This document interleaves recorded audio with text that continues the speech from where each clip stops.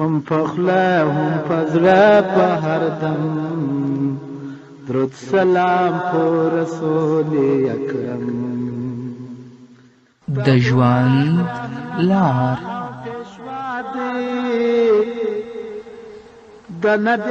وړاندې کوونکی مولوي محمد یاسین فهیم. د نبیانو افسر مصطفی دی د ژوند لار هغه دی د الله پیغمبر محترم پرشنم ربیات کړي هغه دی د الله پیغمبر محترم. بسم الله الرحمن الرحيم.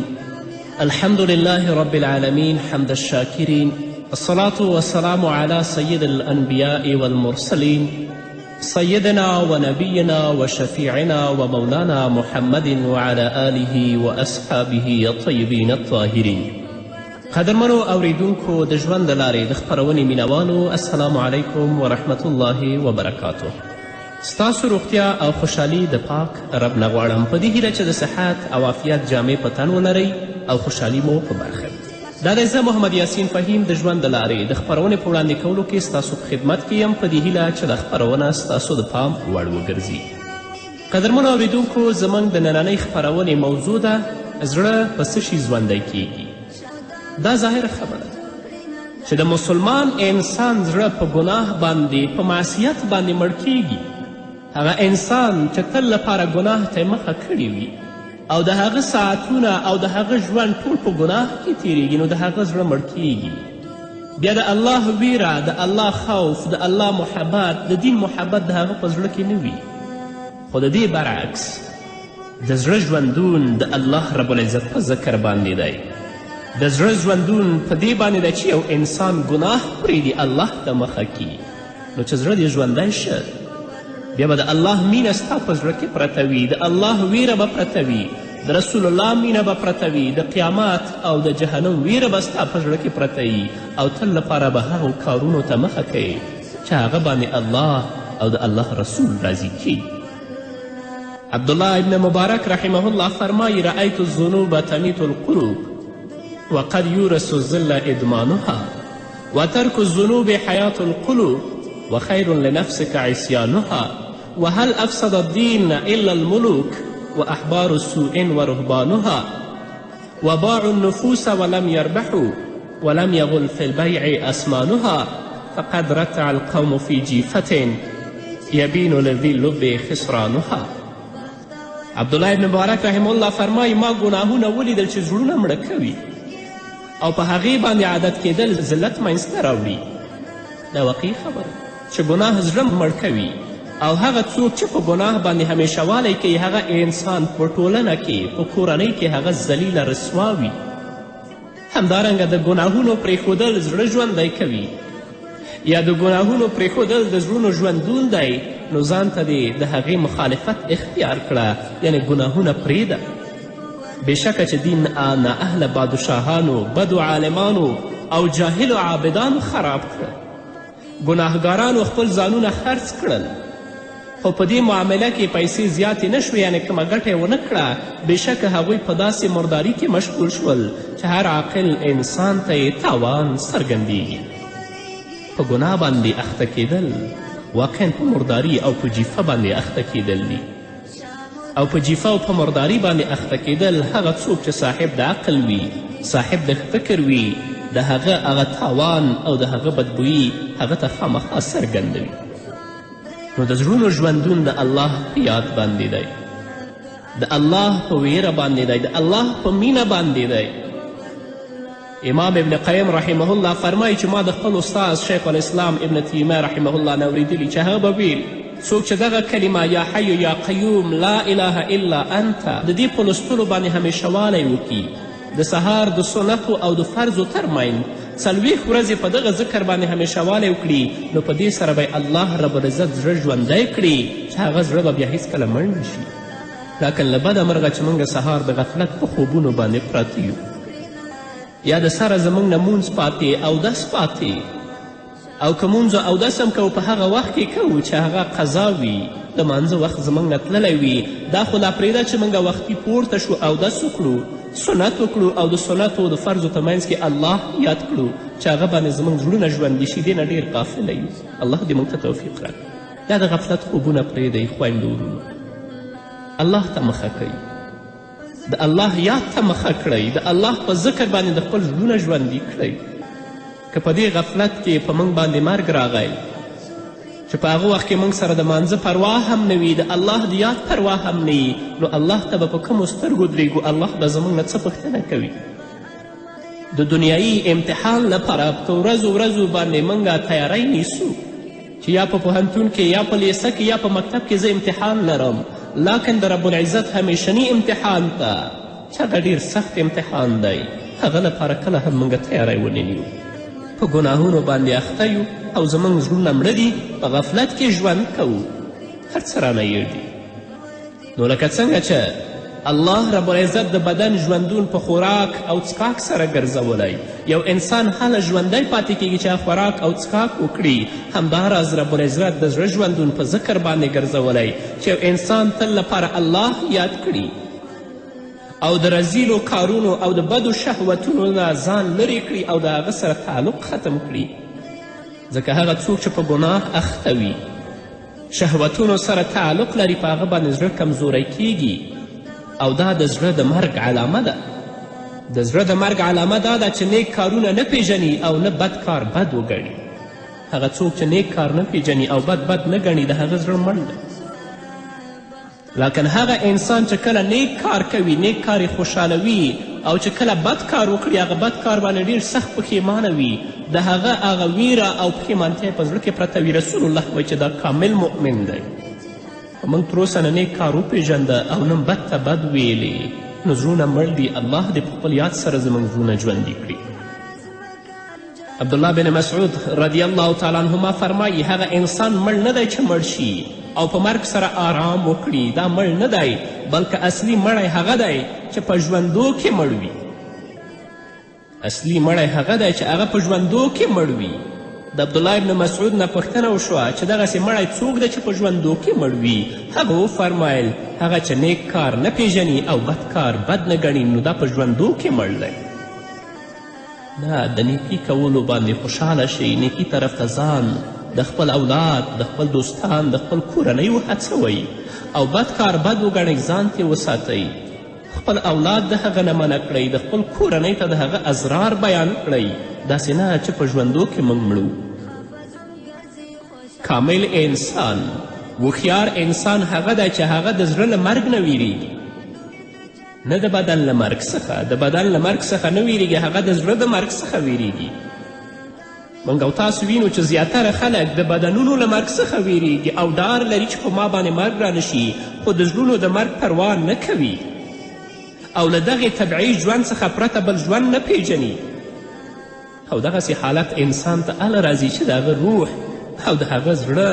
مړ وي د الله ویره پکې پرته نه وي که طبیعي مرګ نه مه ویرېږئ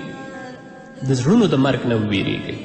که د زړه مړ وه او تا پسې مرګ راغی نو دا دنیا دې خرابه او غم که د زړه ژوندی و د الله په یاد باندې د طبیعي مرګ نه مه ویرېږه هیله ده چې الله رب العزت هغه په تا باندې آسانه کړي د خپل مزاج د خپل خواهشات په ځان باندې حاکم مه ګرځوئ خپل مزاج چې هغه چا باندې حاکم وي د خپل د خواهشاتو نفسي خواهشاتو تابع وي نو په دغه وخت کې خو یا به یې زړه ذلیل او بندي وي او یا به ماتې خوړونکی او شکست خورده زړه وي ذلیله به وي که تاسو غواړئ چې ستاسو په زړه کې استقرار وي ستاسو په زړه کې آرامتیا وي ستاسو په زړه کې سکون وي نو په خپل زړه کې د الله یاد ته ځای ورکړئ د الله ویرې ته ځای ورکړئ الله همیشه ځان سره وګڼئ چې بیا به هم د دنیا ژوند او هم د آخرت ژوند دواړه ښایسته وي زړه همیش د الله رب العزت په لور باندې تګ کوي خو په دې تګ کې ډول ډول خنډونه او ډول ډول تخریب کوونکه څیزونه دي چې مسلمان ته مخکې کیږي تر څو له سمې لارې څخه دا زړه واړوي او د کامیابي او د ژغورنې اصلي هدف ته ونه رسیږي، چې د هغو په جمله کې چې تا زړه د الله نه راګرځئ ډیر اختلاط دی، د آرزوګانو او د هیلو په سمندر کې ډوبېدل دي، د غیر الله سره تعلق لرل دي، زیات خوراک کول دي او ډیر خوب کول دي. نو ډیر اختلاط هم د انسان زړه مړ کوي، زړه غافلوي. هغه څوک چې د خپل د آرزوګانو او د هیلو په سمندر کې ډوب وي، د غیر الله سره تعلق لري، زیات خوراک کوي او ډیر خوب کوي، نو دا هم د ستا د زړه هغه حرکت چې الله طرف ته لري، هغه سیر چې د ستا زړه الله طرف ته لري، د هغه په لاره کې خنډ واقع کیږي او تا نه پرېږدي چې هغه نهایي هدف ته او کامیابي ته ورسیږي. د خلکو سره ډیره ناسته، صحبت، فکر او ذهن پراګنده کوي او د زړه توانایي کمزوري کوي، چې په دې صورت کې بیا په زړه کې د الله تعالی او د آخرت یاد لپاره کوم ځای پاتې نشي او له خپل منزل څخه ودرېږي. هغه انسان چې تل لپاره د خلکو سره خبرې و ناستې پاستې وي، نو د هغه فکر او ذهن پراګنده وي، د زړه توانایي یې کمزوري وي، چې بیا په زړه کې د الله تعالی او د آخرت یاد لپاره کوم ځای نه وي پاتې او د خپل منزل څخه ودرېږي، هدف ته نه رسیږي. خو هغه اختلاط او ګډون چې یوازې د دنیا لپاره وي، هر هغه اختلاط او ګډون چې یوازې د دنیاوي ګټو په خاطر وي او د آخرت کومه خبره او ګټه پکې مطرح نه وي، د خلکو ترمنځ دوستي پر دښمني سره بدلوي. چې د آخرت کومه خبره او ګټه پکې مطرح نه وي، نو د دنیاوي اختلاط د خلکو ترمنځ دوستي پر دښمني بدلوي. بیا به دغسې خلک په آخرت کې خپله پښیمانتیا ښکاره کوي، خو د هغو پښیمانتیا به دوی ته کومه ګټه نه رسوي. الله رب العزت فرمایي په سورة الفرقان کې، همدارنګه په سورة زخرف کې، ویوم یعد الظالم علی یدیه یقول یا لیتنی اتخذت مع الرسول سبیلا یا ویلتا لیتنی لم اتخذ فلانا خلیلا لقد اضلنی عن الذکر بعد اذ جاءنی. الله رب العزت رسول الله ته وی یاد کړه هغه وخت، یعنی د قیامت ورځ، چې ظالم به په خپلو دواړو لاسونو خوله لګوي، خپل لاسونو باندې به چک لګوي، له ډیره غمه او افسوسه به ووایي چې ای کاشکې له پیغمبر سره مې د نجات لار نیولې وی، هی زما تباهي او عذابه، کاشکې فلانکي سره مې دوستی نه وی کړې، یا فلانکی ما په دوستی سره نه وی نیولې، د هغه سره مې ډیره ناسته پاسته او اختلاط نه وی کړی. بېشکه چې هغه زه له پند او نصیحت، یعنې د قرآن د اورېدلو څخه بېلارې کړم وروسته دې چې قرآن ماته راغلی و. همدارنګه الله فرمایي الاخلاء یومئذ بعضهم لبعض عدو الا المتقین. هغه څوک چې په دنیا کې په کفر او ګناه کې دوستان ول، نو یو تر بله به د آخرت په ورځ دوی دښمنان وي، مګر پرهیزګاران خلک به داسې نه وي چې هغو دوستي په دنیا کې و، هغه دوستي نه به په آخرت کې هم. نو ډیر اختلاط کول واقعا زړه کمزوری کوي، د انسان ذهن پراګنده کوي، چې په هغه کې بیا د الله تعالی او د آخرت یاد لپاره کوم ځای نه وي. د یو مسلمان اختلاط او ګډون باید له نورو مسلمانانو سره عبث او بېځایه نه وي، بلکې د مصلحت او د تعاون پر بنا وي.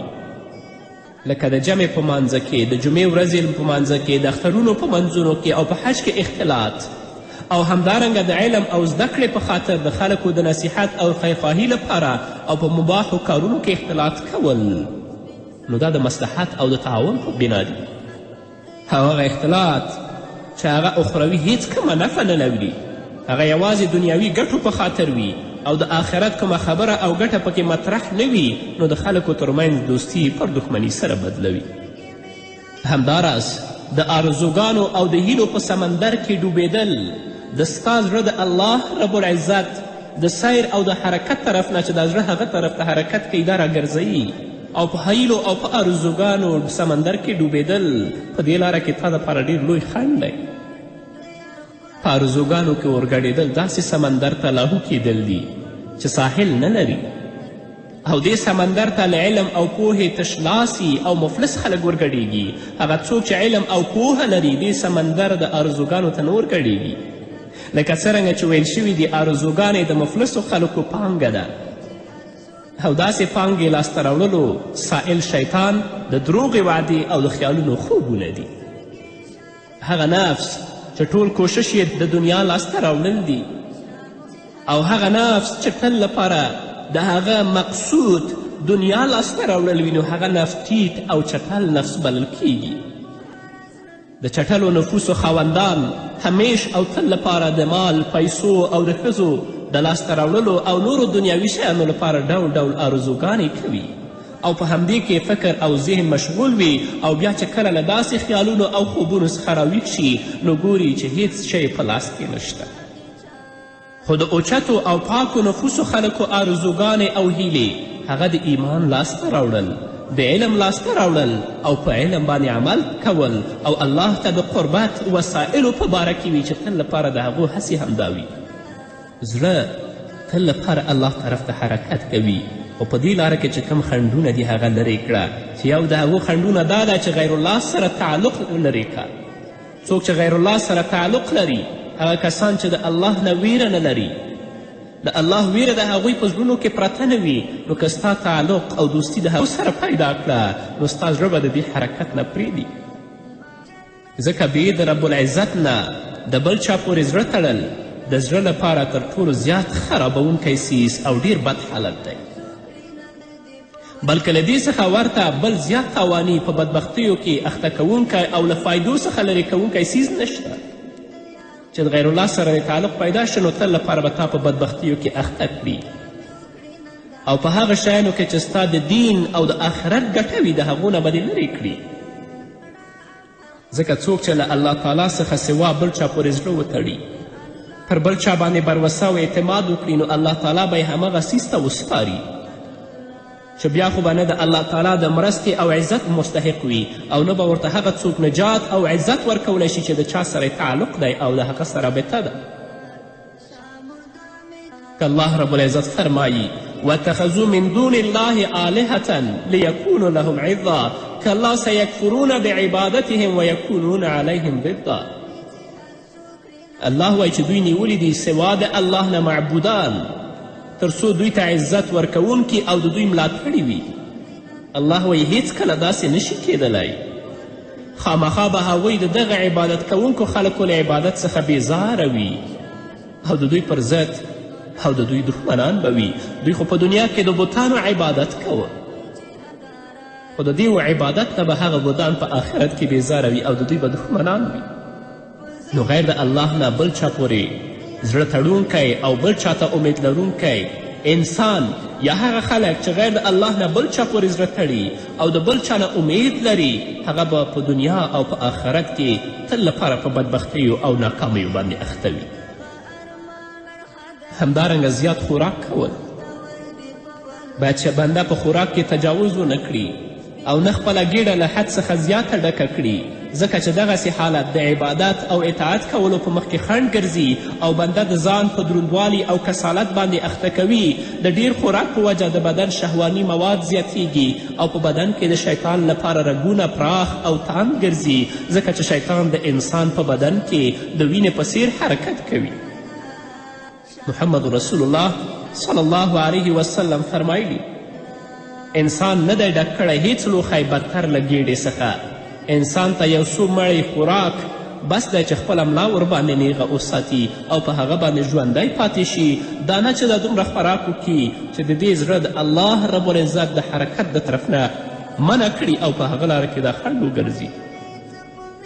د ورځې خو لا پرېږده چې ماسخوتن کله خوراک ته کینو دومره خورو چې د سخوتن منځه وشي نو زموږ په زړه کې دومره غفلت او کسالت پروت وي. دا قوت زموږ په زړه کې نه دا توفیق الله نه راکوي چې جګ شو اودس وکړو او الله ته ودرېږو فرض مونځ ادا کړو تهجد او نفل په خپل ځای باندې پرېږدو. همدارنګه ډیر خوب کول د انسان زړه مړ کوي، د انسان بدن درنوي، وخت ضایع کوي، انسان پر تنبلي او غفلت باندې اخته کوي. همداراز ډیر خوب کول د کراهیت حد ته رسیږي. د بنده لپاره ګټور خوب هغه دی چې د زیاتې اړتیا په اساس وي. د شپې لومړنۍ برخې خوب له آخرنۍ برخې څخه بهتر دی چې ماسخوتن وختي ویده شه او شپې په آخره حصه کې پورته شه. د عاجزي او تتضرع لاسونه پروردګار ته پورته کړه، تهجد وکړه تر څو چې الله رب العزت د ستا ګناهونه درته وبخي. ماسخوتن هم ویده، ټوله شپه په خوب، سهار مانځه ته هم نه پورته کیږو. او که سهار مانځه ته پورته شو نو چې مونځ وکړو بیا متصل د هغه پسې په خوب باندې اخته یو. د سهار مانځه څخه وروسته تر لمر ختلو پورې خوب کول مکروه دي، ځکه چې دا د ګټې د لاسته راوړلو مهال دی او د سالکینو یعنی هغه څوک چې الله سره رابطه لري دا د هغو دپاره د سیر یعنی د تګ کولو په خاطر د سهار مانځه نه وروسته وخت دا ډیر لوی امتیاز لري. ان تر دې که چیرې هغوی د شپې په اوږدو کې هم سیر کړی وي نو د لمر ختلو پورې ځانونو ته له سیر څخه وروسته کیدلو اجازت نه ورکوي یا د لمر ختلو پورې خوب نه کوي هغه څوک چې الله سره تعلق لري. دا ځکه چې دغه مهال د ورځې پیل دی، دغه وخت روزي او برکتونه راځي او د خلکو ترمنځ تقسیمات کیږي او دا چې دغه مهال د ورځې کنجي او شروع ده نو په نورې ټولې ورځې باندې اثر غورځي. پس په دغه وخت کې خوب کول نه دي پکار او که څوک پکې خوب کوي نو باید چې هغه د زیاتې اړتیا په اساس وي چې ټوله شپه یې خوب نه کړی په کوم تکلیف کې اخته وي. نو قدرمنو اورېدونکو د خپل زړونه د الله په طاعت باندې ژوندي کړئ، د ګناهونو د بدبختیو نه لاس په سر شئ چې عزت د دنیا او د آخرت هم په برخې شي. قدرمنو اورېدونکو دا به زموږ نننۍ خپرونه چې ستاسو دران حضور ته وړاندې کړو. تر بلې خپرونې پورې چې زه بیا هم ستاسو دران حضور ته راځم تاسو ټول په پاک رب سپارم. پاتې ژوند او پاتې ورځ نیکمرغه الله مو مل. چې ظلمونه کول کافرانو پر حضرات او هم پر اصحابانو، چې ظلمونه کول کافرانو پر حضرات او هم پر اصحابانو، چې بلال زوروي ظالمانو پر کوي به جبر و ستم، چې بلال زوروي ظالمانو پر کوي به جبر و ستم. هم په خوله هم په زړه په هر دم درود سلام پر رسول اکرم، چې حسن او حسین المسیان و د الله پر رسول باندې ګران و، چې حسن او حسین المسیان و د الله پر رسول باندې ګران و، د بیبي فاطمه پر زندان و شهیدان له کفارو پچم. هم په خوله هم په زړه په هر دم درود سلام پر رسول اکرم، هم په خوله هم په زړه په هر دم درود سلام پر رسول اکرم. چې بوتان د کعبې ماتېدله حق قایم باطل کاږه کوله، چې بوتان د کعبې ماتېدله حق قایم باطل کاږه کوله.